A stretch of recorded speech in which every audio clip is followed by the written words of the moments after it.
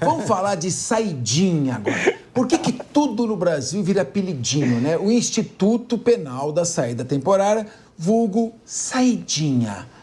A saída temporária de presos terminou ontem às 6 horas da tarde.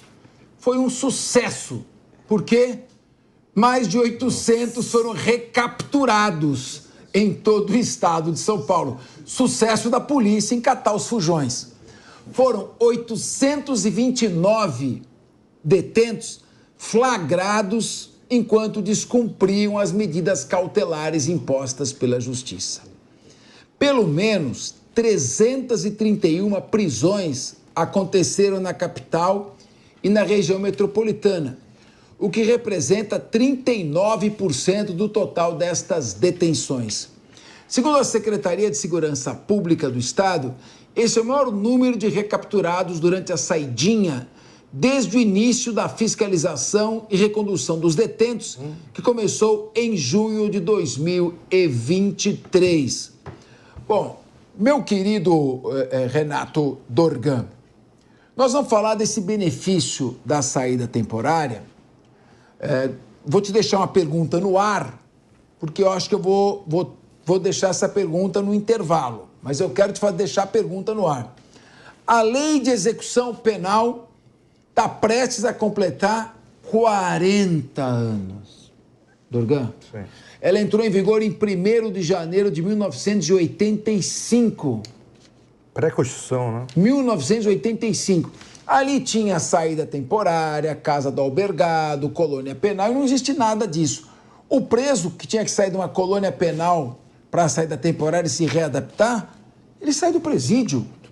Então, eu pergunto para você, como é que nós podemos continuar mantendo um benefício como a saída temporária se o governo não deu condições para que a lei de execução penal fosse cumprida? Você acha que ainda dá tempo, na sua opinião? Não, eu acho assim, a gente mede muito isso em pesquisa qualitativa, né? E a gente vê que isso é um verdadeiro desastre, né? Nas cidades, principalmente as cidades ali que têm presídios no Brasil, elas sofrem demais ali com pequenos delitos quando esses presos saem de lá e até delitos graves, né?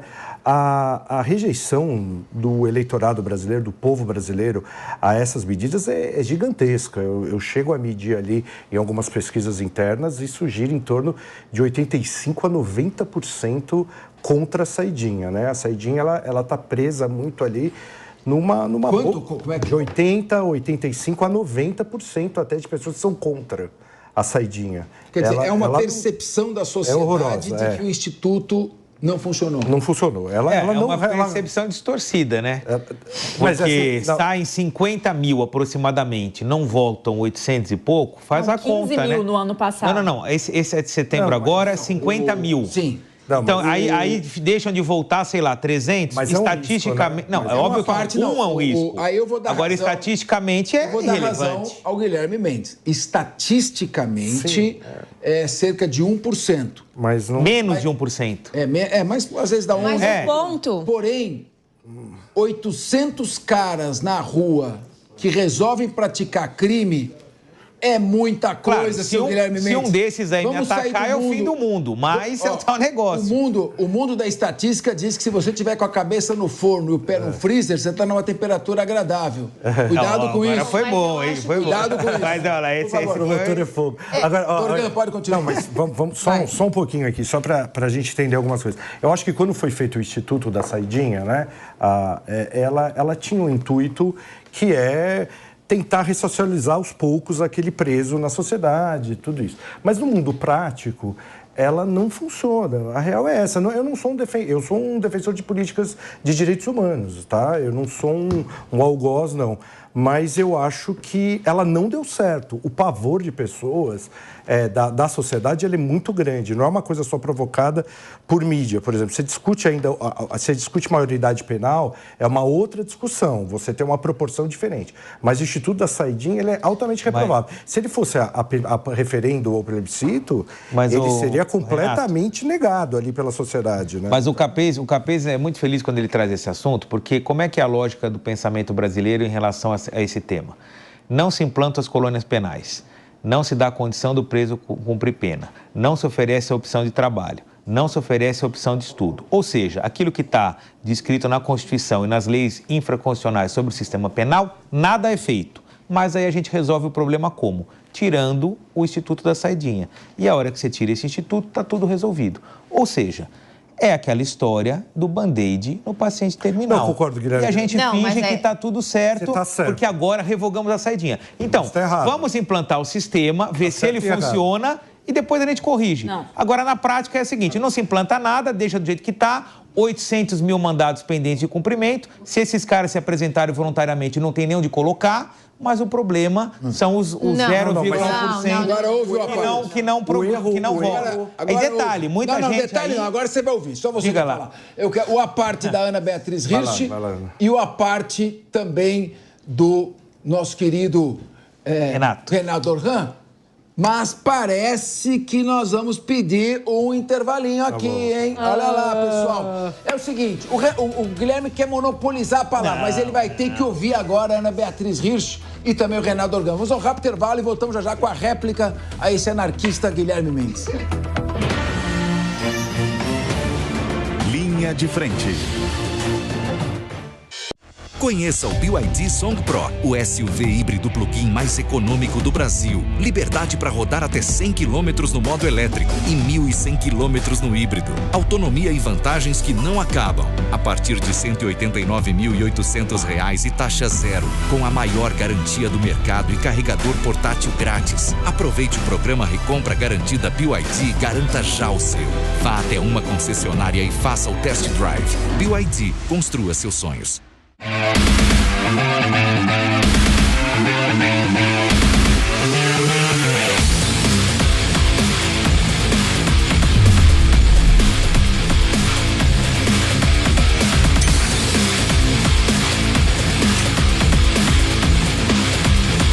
Acesse agora bgs.com.br e garanta seu lugar na Brasil Game Show com descontos exclusivos.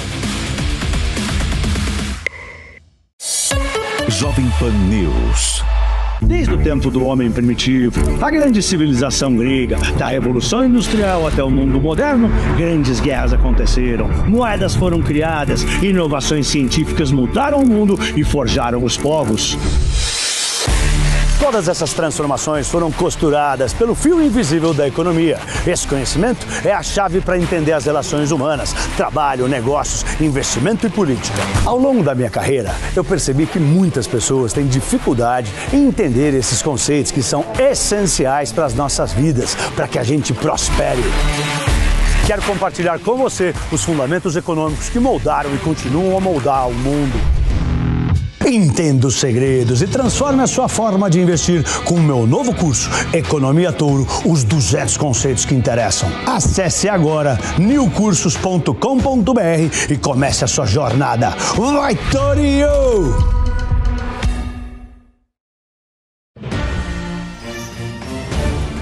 Linha de frente. Voltamos aqui com o nosso debate sobre a saída temporária, no que não volte. Esse percentual põe em risco a sociedade, até porque os presídios não reformam ninguém, só aumentam a reincidência.